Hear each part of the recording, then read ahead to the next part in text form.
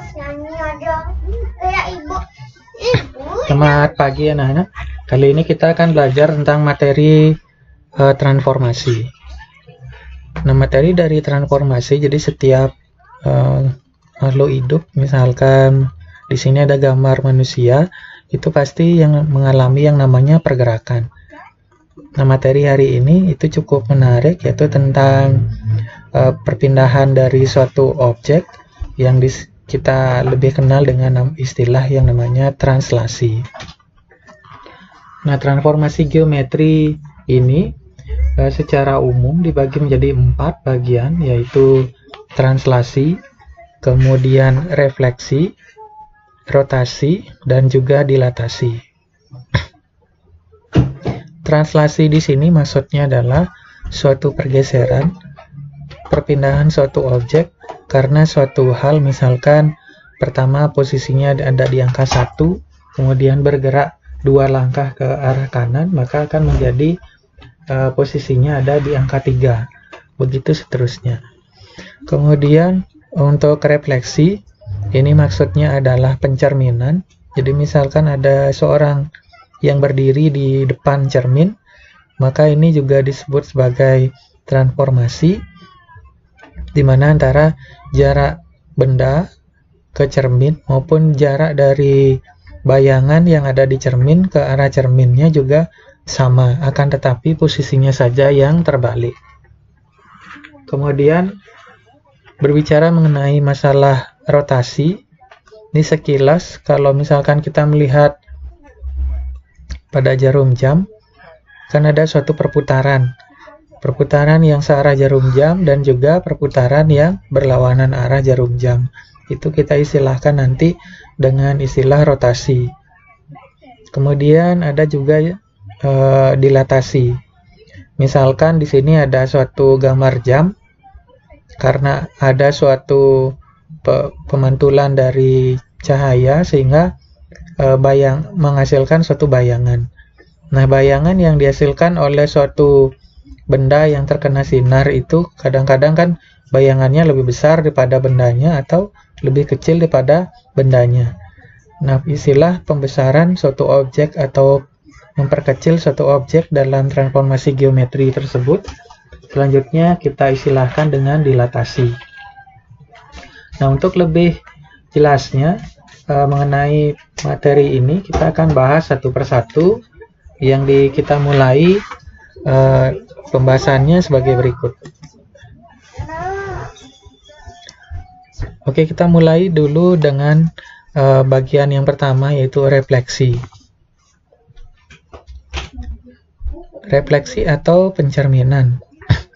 Mungkin kita sering memanfaatkan yang namanya cermin, baik itu pada saat berkendara atau misalkan pada saat kita melakukan menyisir rambut gitu misalkan, pasti kita memerlukan yang namanya cermin.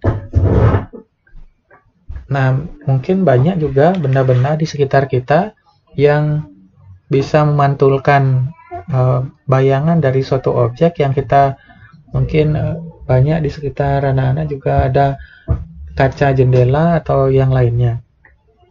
Nah, kita ambil salah satu sampelnya saja. Ketika ada pada gambar di sini ada seorang pria yang berdiri di depan cermin datar. Jadi ada cermin tuh kalau dulu di pelajaran fisika kan ada beberapa ya. Ada cermin datar, cermin cembung, ada cermin cekung. Nah, di sini khusus kita akan bicarakan tentang cermin datar saja. Mengenai cermin cembung maupun cermin datar itu tidak kita bahas di sini karena di situ akan ada suatu perbedaan secara bayangannya nantinya. Tapi di sini kita bahas secara umum saja terlebih dahulu. Nah, ketika ada seorang pria yang berdiri di depan cermin datar, maka bayangannya dan juga pria tersebut memiliki jarak yang sama, akan tetapi posisinya berbeda. Ketika seseorang berdiri di depan cermin menghadap ke depan, maka harusnya bayangannya itu juga menghadap ke depan. bukan membelakangi. Jadi seperti itu. Kalau misalkan telinga orang ini ada di sebelah kanan, maka bayangannya ada di sebelah kiri. Paham dulu ya. Nah, sekarang kita akan coba bahas dulu. Nah, di sini untuk yang pertama. Nomor 1 ini bukan rotasi ya, salah ketik di sini. Ini maksudnya adalah refleksi. Secara umum, hasil refleksi pada bidang koordinat dapat dirumuskan sebagai berikut. Refleksi ada 7 yang secara umum digunakan, yaitu refleksi terhadap sumbu X atau pencerminan terhadap sumbu X, kemudian refleksi terhadap sumbu Y, titik asal, garis Y sama dengan X, garis Y sama dengan min X, X sama dengan H, Y sama dengan K. Nah, kita coba lihat dulu koordinat posisi dari suatu titik, yaitu pasti X, Y. Mengapa X, Y? Karena kita membahas tentang posisi benda pada bidang datar. Tadi kalau kita kilas balik kembali, itu kan kita bicarakan tentang cermin datar. Nah, karena kita pencerminannya pada bidang datar, maka koordinat atau titiknya yang kita gunakan adalah 2 dimensi, yaitu X, Y. Nah, jika direfleksikan terhadap sumbu X, berarti yang negatif itu adalah Y-nya. Nah, hasil pencerminannya adalah Y-nya. Jadi kebalik ya. Pencerminan terhadap X, maka yang diminkan itu adalah Y-nya. Sebaliknya, pencerminan terhadap Y, maka yang diminkan adalah X-nya. Kemudian dengan titik asal maksudnya adalah 0,0, maka X, Y akan berubah menjadi tinggal kedua-duanya diminkan. Min X, min Y. Kemudian garis Y sama dengan X tinggal dibalik awalnya X, Y, maka menjadi Y, X. Kemudian garis Y sama dengan min X, awalnya X, Y, maka tinggal dibalik kemudian isikan min. Min Y, min X. Kemudian garis X sama dengan H. Nah, di sini berarti kita akan membahas di bagian X-nya saja, sedangkan Y-nya tetap dibiarkan saja.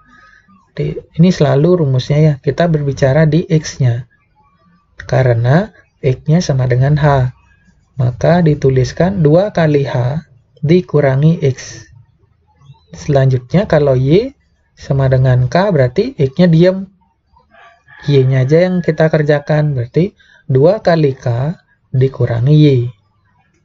Nah, itu saja untuk direfleksi atau pencerminan ada 7 sifat yang akan kita gunakan.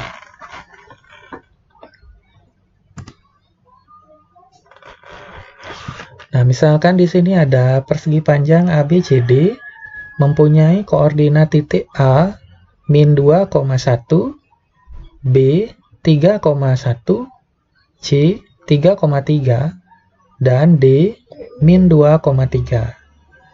Persegi panjang ABCD direfleksikan terhadap sumbu X, menghasilkan persegi panjang. Jadi kalau bayangan suatu titik itu dituliskan A aksen. Ya, ini A aksen itu dibaca bayangan titik A, bayangan titik B, begitu seterusnya. Gambarkan persegi panjang ABCD pada persegi panjang A aksen, B aksen, C aksen, D aksen pada bidang koordinat. Kemudian tentukan koordinat titik A aksen, B aksen, C aksen, dan D aksen. Nah, hari ini tugasnya cuma ini saja ya. Anak-anak coba kerjakan latihan ini, nanti tugasnya bisa dikirimkan screenshotnya. Misalkan sebagai contoh titik A min 2,1 karena direfleksikan terhadap sumbu X berarti yang diminkan adalah Y-nya.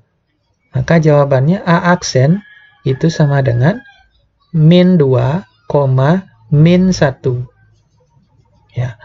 Yang diminkan itu Y-nya ya. Nah, begitu seterusnya untuk titik B, C, sama D. Nah, kemudian digambarkan, kemudian tentukan koordinatnya.